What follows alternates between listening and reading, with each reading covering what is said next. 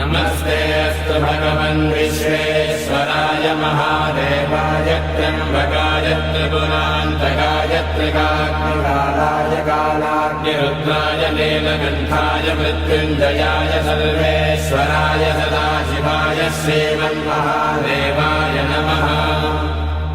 नमो हिरण्यवाहवे सेनान्ये दिशान्तपतये नमो नमो वृक्षेभ्यो हरिकेशेभ्यः पशूनां पतये नमो नमस्तस्मिन्दनाय त्रिषीमते पथीनां पतये नमो नमो वक्रुराय दुर्व्याधिनेन्नानां पतये नमो नमो हरिकेशायोपवीतिने